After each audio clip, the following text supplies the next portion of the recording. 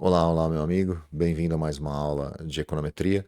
Nesse vídeo, a gente vai mostrar como fazer análise de séries de tempo no Stata, que é um dos melhores softwares de econometria que existe hoje no mundo. E séries de tempo é uma das formas de fazer análise de econometria mais populares. Então, vamos lá, sem mais atrasos. No Stata, você sabe que para importar dados, você vem aqui no Import. Eu vou usar via Excel, que acho que é a forma mais simples que tem. Tem várias outras formas aqui, mas vou fazer via Excel. Vou escolher aqui uma planilha que eu já tinha deixado pronta para isso. Nessa planilha, eu coloquei dados da taxa de câmbio entre o dólar e o euro. Eu defini diferentes períodos aqui. Eu coloquei, aqui são as abas da planilha, né? Eu vou colocar aqui os primeiros 150 dias de 2024. Então, a cotação dólar-euro ao longo do ano, da primeira metade de 2024, como se fosse uma questão linear, né? Clica OK, ele importou os dados. E aí, se você quiser dar uma olhadinha nessa variação, você vem aqui em Two-Way Graph, Create, vem em Line, se quiser deixar em Line, eu vou colocar US dólar euro, que eu defini como a série desse valor, e ID, que cada ID eu defini cada ID como se fosse cada dia, né? Então, 2, 3, 4 para cada dia. Dou um accept, OK aqui, ele vai gerar uma linha, uma tabela com uma linha que mostrando a oscilação dessa taxa de câmbio ao longo desses 150 dias que eu defini aqui. Então, oscilou dessa forma. Beleza. Aí, outra coisa importante quando a gente está fazendo série de tempo é a gente descobrir se a série que a gente está trabalhando é estacionária, porque se for não estacionária, a gente tem que fazer uma transformação nela para poder usar. O uso em séries de tempo, em econometria em geral, né, qualquer modelo econométrico que você usa séries de tempo não estacionárias, tende a dar regressões espúrias. O resultado, o coeficiente que aparece na regressão, pode parecer que faz sentido, mas muitas vezes ele vai ser falso, ele não ele é espúrio. Ele representa uma relação que não é verdadeira. Então, por isso a gente tem que trabalhar com séries estacionárias. E aí, para a gente fazer isso no Stata, a primeira coisa é mostrar para o Stata que a gente está trabalhando com séries de tempo. Ele demanda isso. Então, vou lá, Time Series, Setup and Utilities, Declare Dataset to be Time Series. Eu tenho que dizer para o Stata que a minha série é uma série de tempo. Então, vou nessa opção aqui, Time Variable, nesse meu caso, é ID, e beleza, dou um OK. Ele criou o comando TS7, você poderia ter digitado isso também. Ele entende que então isso aqui é uma série de tempo e que a variável que define o tempo é essa ID. Ok, aí posso proceder para análise? Ainda não. A gente tem que ver se a série que a gente está trabalhando é estacionária.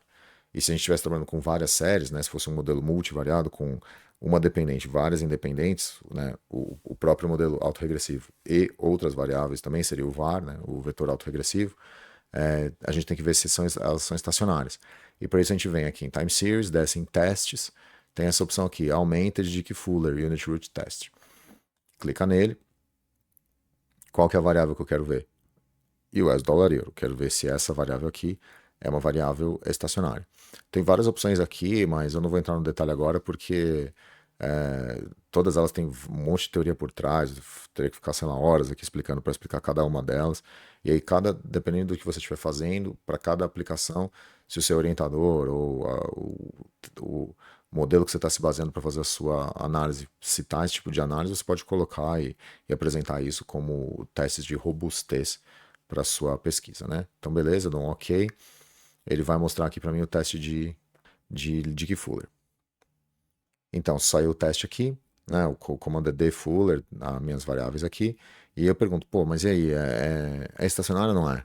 O que eu recomendo para vocês fazerem nesse caso, se você tiver alguma dúvida nesse output, e é normal ter dúvida porque traz um monte de informação, você tem que ter vários testes, é você copiar esse valor aqui do output e no seu modelo de inteligência artificial favorito, estou usando o Gemini aqui, e dar um Ctrl+C, Ctrl+V. Eu testei no Gemini, no ChatGPT, no Claude e no Grok e todos eles funcionaram. Tiveram os mesmos resultados, veio claro, foi bom. Achei que dá para confiar. Então, ele já traz aqui, ele trouxe em inglês, né? Vou colocar em português. Interprete em português. Para facilitar, né? Já que essa aula está em português. E ele trouxe isso. Este resultado indica que a série temporal é estacionária. Já resolveu, né? É estacionária, a gente pode usá-la do jeito que está, não precisa fazer algum tipo de alteração. Se fosse não estacionária, seria necessário fazer a primeira diferença, que eu até deixei na série, botei a primeira diferença lá, mas não precisa. Ele já avisa, né, que a hipótese nula de que possui uma raiz unitária, ou seja, seria independente, então ele rejeitou. Então, beleza, dá para continuar. Então, na dúvida do output, joga na sua IA favorita e vê o que ele diz. E se tiver errado, muitas vezes ele vai até sugerir o que você tem que fazer de diferente. Só isso aí já adianta horas e horas que você gastaria estudando, vendo livro denso de econometria para descobrir o que tem que fazer. A inteligência artificial já traz para você, assim, é muito bom isso aqui. Então, beleza, é estacionária, posso fazer. E aí, vamos lá, vamos fazer o modelo? Calma, ainda não. Falta uma coisa, a gente precisa definir o número de defasagens, né? Como é um modelo autorregressivo, que eu estou usando a própria variável em períodos anteriores para tentar definir o valor que eu vou dar para ela hoje, eu preciso fazer uma definição de defasagens, que em inglês chama lag. É esse teste aqui, lag order selection. Aí, a minha variável dependente é o câmbio dólar-euro, e a minha variável independente é a mesma variável câmbio dólar-euro, ele é autorregressivo. Se eu puser outras variáveis aqui, ele passaria a ser um var, né? Então, beleza, vou colocar aqui 4, só para testar, né? Esse teste ele vai usar 4 critérios que existem em econometria para definir qual é o número de defasagens adequado para o seu modelo autorregressivo. Então, vou colocar 4 de defasagem autorregressiva e 2 de média móvel. Aí dou um OK. Ele vai gerar aqui, vai calcular. Demora um pouquinho porque são cálculos um pouco pesados. Ele demora um pouquinho para fazer, mas vai entregar. Pronto, entregou. Como que a gente interpreta? Essa parte aqui não é muito relevante. O software ele entrega direto para a gente aqui quais que são as defasagens indicadas como adequada por cada teste. Então, aqui, né, o nome do teste, LL, AIC, esse que é o Akaik, Bayesian, Hannah Quinn, que é o nome das pessoas que desenvolveram esses testes. Então, esse aqui indicou que o número certo seria 4 e 2. Esse aqui indicou que seria 3 e 1. Esse aqui que seria 1 e 0 e aqui 1 e 0. Então, o que a gente faz? Na vida real, você vai encontrar esse tipo de coisa. Como esses dados são verdadeiros, e eu peguei, né, de verdade desse câmbio, e se você trabalhar com dado verdadeiro, normalmente tem problema, não sai redondinho. Os testes redondinhos só saem em exemplo. Na vida real é difícil dar. Eu fiz a minha tese de mestrado e doutorado com algo parecido com isso também. Era difícil achar alguma coisa que funcionasse, que dava para apresentar uma conclusão adequada. Eu vou pegar um aqui, vou pegar, por exemplo, esse 3 e 1 aqui para mostrar como que fica o resultado.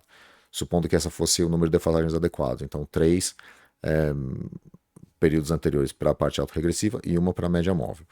Agora sim, eu posso construir a minha série de tempo, finalmente. Vou lá, Time Series, Setups and Utilities, perdão, Arima, aí eu vou concluir aqui o Arima. Aí a minha variável dependente é a taxa de câmbio, a minha variável independente é ela mesma, e aí eu vou colocar aqui 3 períodos autorregressivos e 2, ele indica 2, não, indica 1. Então, 1 de média móvel. Não precisa fazer integrated, porque a série já está estacionária. Se ela não fosse estacionária, aí teria que fazer integração. E dou um OK. Aí ele gera aqui, faz os cálculos e solta um output aqui. Se você ficar na dúvida, de novo, né, copia isso aqui e joga lá na sua inteligência artificial para ela interpretar os resultados. Eu vou direto ao ponto aqui. Existe o p-valor. Essa coluna aqui vai mostrar se o coeficiente é significativo estatisticamente. Quando o p-valor é menor do que 0,05, a gente aceita, usa ele e considera ele como válido. Se ele é maior, a gente, né, assumindo 95% de confiança, se ele é maior que isso, a gente despreza o valor. Então, o que a gente olha aqui? A primeira primeira defasagem a gente não usa, ela não é estatisticamente significativa. Então, não serve. Então, a gente usa 2 e a 3, porque são as duas que são menores do que 0,05. E uma defasagem para trás também, o p-valor é muito pequeno, então, beleza. Se a gente fosse construir um modelo, o que a gente vai dizer desse modelo, então? Ele a primeira defasagem não tem importância, a gente tem um coeficiente aqui de 0,67 para segunda defasagem e 0,18 para a terceira defasagem, e mais um coeficiente de 0,86 para a primeira média móvel, que é o conceito dos resíduos anteriores. Bom, se você quiser saber mais informações sobre isso, procura informações sobre séries temporais, mas a gente fez um modelinho aqui que a gente testou vários lags e esses dois foram úteis e esse aqui também. Então esse é o modelo que a gente construiu. E se você tiver com dúvida, né, vou mostrar aqui que o nosso chat, o Gemini no caso aqui, interpretaria. Interprete em português